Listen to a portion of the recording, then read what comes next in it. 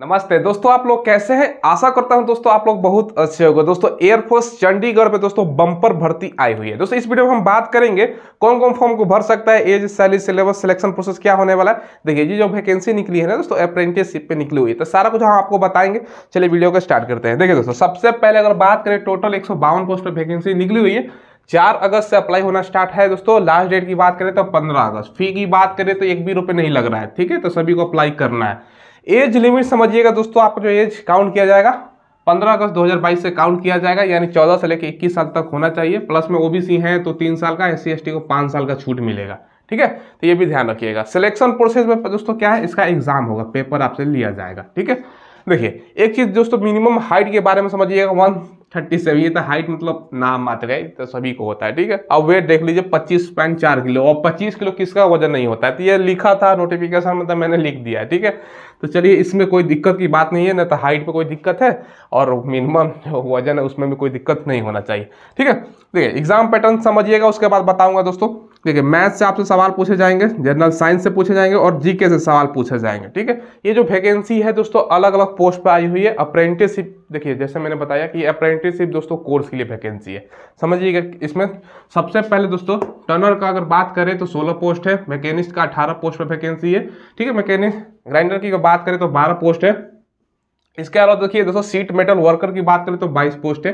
देखिए इसका वेल्डर अगर आपने किया हुआ है दोस्तों, वेल्डिंग ITI किया हुआ है तो 6 पोस्ट है। इलेक्ट्रीशियन एयरक्राफ्ट की अगर बात करें तो दोस्तों 15 पोस्ट है। देखिए इसके लिए क्वालिफिकेशन भी मैं आगे बताऊंगा क्या मांग रहा है दोस्तों। कारपेंटर के 5 पोस्ट है, मैकेनिक का 15 पोस्ट है, ठीक है। पेंटर का अगर बात करें ना दोस्तों तो यहाँ पर 10 पोस्ट है, ठीक है। डेस्कटॉप पब्लिशिंग ऑपरेटर की बात करें 3 पोस्ट पे है। अलग अलग पोस्ट है दोस्तों। यह पावर इलेक्ट्रिशियन की बात करें तो 12 पोस्ट हो गया, ठीक है। तो ऐसे ऐसे पोस्ट पर आपका वैकेंसी देखने को मिलेगा। अब देखिए इसके लिए दोस्तों क्वालिफिकेशन क्या चाहिए, तो ध्यान समझिएगा।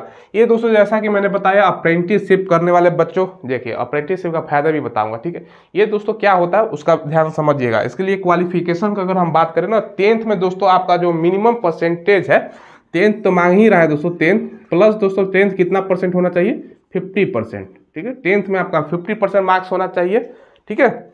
और इसके अलावा दोस्तों ITI भी मांग रहा है। ITI दोस्तों क्या चाहिए, ITI भी होना चाहिए। ITI में दोस्तों आपका 65% होना चाहिए, तभी लोग आप अप्लाई कर पाओगे। 10th प्लस ITI वाले बच्चों के लिए होने वाला है, ठीक है।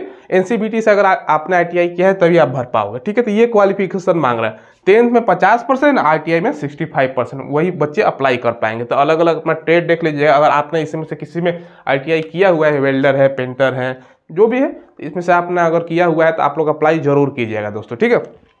देखिए इसमें सैलरी क्या मिलता है तो मैं वो भी बता देता हूँ। जो सैलरी आपको मिलेगा ना 7 से लेकर 10,000 के बीच में ही दोस्तों सैलरी होता है, ठीक है। तो ये भी ध्यान रखिएगा। ये दोस्तों जॉब नहीं है, एक तरह का क्या है दोस्तों, ये ध्यान समझिएगा, एक तरह का सर्टिफिकेट कोर्स है, ठीक है।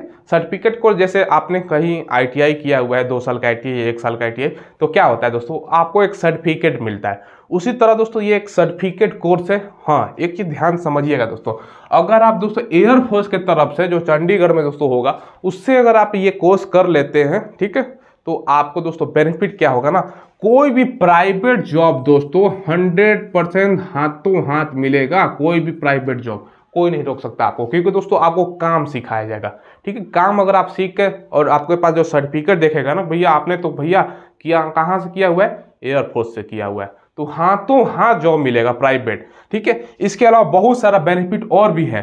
देखिए जैसे कि आपको पता होना चाहिए दोस्तों, रेलवे के एग्जाम में, रेलवे ग्रुप डी में दोस्तों, ठीक है, रेलवे ग्रुप डी के एग्जाम में आपको पता होना चाहिए कि अप्रेंटिसशिप करने वाले बच्चों का दोस्तों 20% आरक्षण है। कितना परसेंट आरक्षण है, 20% सीट रिजर्व होता है, ठीक है।